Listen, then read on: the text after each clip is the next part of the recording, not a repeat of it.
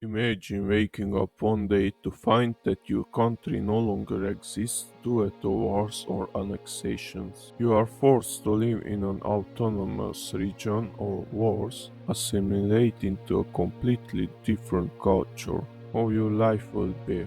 Today you will explore 10 forgotten countries that no longer exist except in books. The first country is Czechoslovakia, existing from 1918 to 1992, formed after the fall of the Austria-Hungary and ruled by Czechs and Slovaks. During the World War II, the Axis powers separated Czechoslovakia into three parts: Protectorate of Bohemia and Moravia as part of Germany, Slovakia as a German puppet state, Southern Slovakia and Carpathian Ruthenia as becoming a territory of Hungary. After World War II, Czechoslovakia became unified again and gives Carpathian Ruthenia region to Soviet Union as a gift because of liberating the country from the Nazis. Czechoslovakia became a communist country in 1948, ruled by the first leader Klement Gottwald. In 1968, a Slovakian communist politician Alexander Dubček became the first secretary of the Communist Party of Czechoslovakia and spread the ideology of socialism with a human face. Started a period of the Prague Spring, massive protests and political liberalization, but after 7 months the Soviet Union and other Warsaw Pact members invaded Czechoslovakia and entered a period of normalization to restore the political and economic values. The country remained a Soviet satellite state with Gustav Husak rule until 1989, when the Velvet Revolution ended communism and formed a democratic country. In 1993, Czechoslovakia dissolved into two countries, Czechia and Slovakia. Next country is East Germany from 1949 to 1990. After Nazi Germany lost World War II, Germany was divided into four occupations by the four Allies. The eastern portion became an occupation of the Soviet Union until 1949, when the occupation became as a separate country within the Eastern Bloc, known as the German Democratic Republic. Despite its Democratic Republic name, it was a communist country under the control of the Soviet Union, and a dictatorship ruled the country. The first leader was Wilhelm Pieck, who served from 1949 to 1960. East Germany had a planned economy where the state controlled the production, distribution, pricing, and collectivized agriculture. The country was also known for its surveillance of Stasi, being the shield and sword of the party, similar to the Soviet KGB. The Stasi employed informants to suppress dissent, often targeting individuals with connections to West Germany or other Western countries. By the 1980s, East Germany faced economic difficulties and political unrest. Massive protests, particularly in cities like Leipzig throughout 1989, ultimately led to the fall of the Berlin Wall. In 1990, East Germany was unified with West Germany, marking the beginning of a new era for Germany and Europe. Next is Yugoslavia, which is existed from 1918 to 1992, became as the Kingdom of Serbs, Croats and Slovenes in 1918, formed after the collapse of Austria-Hungary. The part of the country is Serbia, Croatia, Slovenia, Bosnia and Herzegovina, Montenegro, Macedonia and Kosovo. In 1929, the country's name has changed to Yugoslavia by King Alexander I, who wanted to create a centralized unitary state and started a dictatorship in the country. During World War II, the country is occupied by Axis powers like Germany, Italy, Bulgaria and Hungary. At the end of the World War, the partisans arose in the country, rejecting the help of the Soviet Union, fighting against the Nazis and the fascists, and uniting the country again with getting some territories from Italy. After World War II, Yugoslavia remained as a socialist state which is led by Tito. Tito's regime ruled Yugoslavia and promoted the brotherhood and unity idea among different ethnic groups across the country. The Yugoslav republics have autonomy, but the central government getting all the power to rule. After Tito died in 1980, the country was started breaking up, leads to the Yugoslav wars from 1991 to 2001. Firstly, Slovenia and Croatia declared independence, and the Macedonia and Bosnia and Herzegovina became independent. Serbia and Montenegro remained together for a few years until 2006, when Montenegro declared independence and Yugoslavia was completely dissolved. Next country is, I didn't even learn about this one in school, it's the Kingdom of Sikkim, which is existed from 1642 to 1975. The kingdom was established by Phuntsog Namgyal, who became its first king. The Namgyal dynasty ruled the country for over 3 centuries with a rich heritage deeply rooted in Buddhism. The people of Sikkim believed that their kings were descendants of Guru Rinpoche, the Buddhist saint credited with introducing Buddhism to Tibet. Sikkim was a vassal state of Tibet, but it later became a protectorate of the British Empire in the early 19th century. The kingdom had a turbulent history marked by conflicts with Nepal. The Treaty of Titalian in 1817 solidified Sikkim's status as a British protectorate, serving as a buffer state between British India and Tibet. After India gained independence in 1947, Sikkim remained a protectorate, but the 1960s and 1970s brought political unrest. The demand for greater representation for the Nepali population and increased integration with India grew stronger. In 1975, a referendum was held, and the majority of the population voted to abolish the monarchy and join India.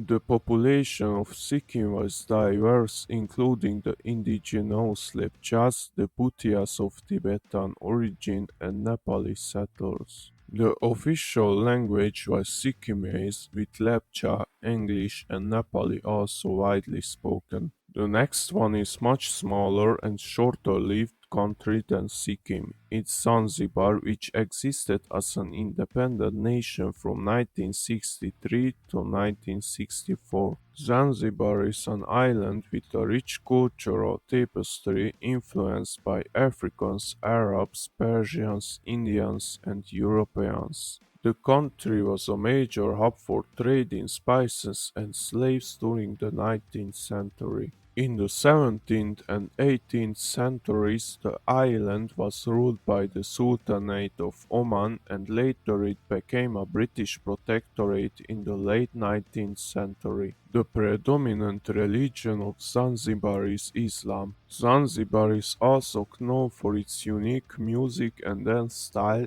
called Tarab, which blends African, Indian, Arab, and European elements. The island gained independence in 1963 but only existed as a sovereign nation for a year before merging with Tanganyika to form the country of Tanzania. The capital city of Zanzibar, Zanzibar City, is renowned for its historic stone town, which has been designated a UNESCO World Heritage Site. The stone town is famous for its winding alleys, bustling bazaars and beautifully decorated houses with large wooden doors. Although Zanzibar is no longer independent, it retains a degree of autonomy with its own government. Next, we head to Prussia, a country that existed from 1525 to 1947. Prussia began as a duchy in the southeastern Baltic Sea region, originally inhabited by the Prussians, a Baltic people similar to Lithuanians and Latvians rather than Germans. In 1525, Albert of Brandenburg-Ansbach, the Grand Master of the Teutonic Knights, established the Duchy of Prussia. The duchy was a fief of the Kingdom of Poland until 1657, when it gained independence through the Treaty of Wehlau.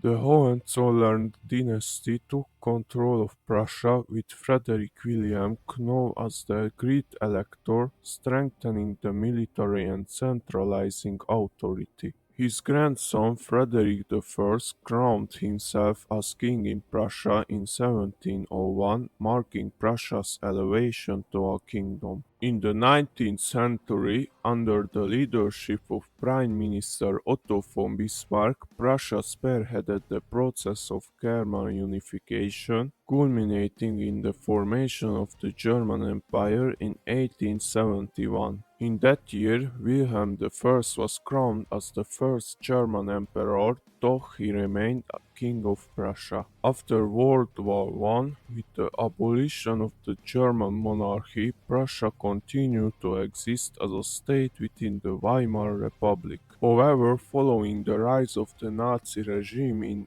1933, Prussia became part of the one-party Nazi dictatorship. The country existed until 1947 when the Allies dissolved Prussia due to its association with German militarism and nationalism. Its territory was divided among Poland, the Soviet Union, and East and West Germany. Today, parts of Prussia's former territory are located in modern-day Poland, Germany, and Russia. Next, we turn to South America and the nation once known as Gran Colombia, which existed from 1819 to 1831. This republic included the territories of present-day Colombia, Venezuela, Ecuador, and Panama.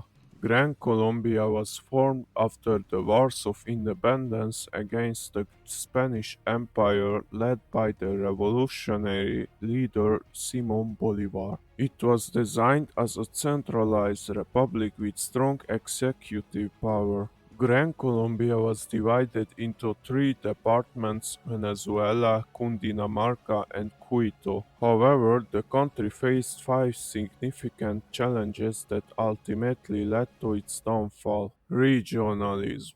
The vast and diverse regions were difficult to govern due to their differing economic interests and historical backgrounds, which made centralized control challenging. Political differences. Bolivar's centralist policies clashed with federalist ideas. Leaders like José Antonio Páez of Venezuela pushed for greater regional autonomy, creating tensions within the republic. Economic strain.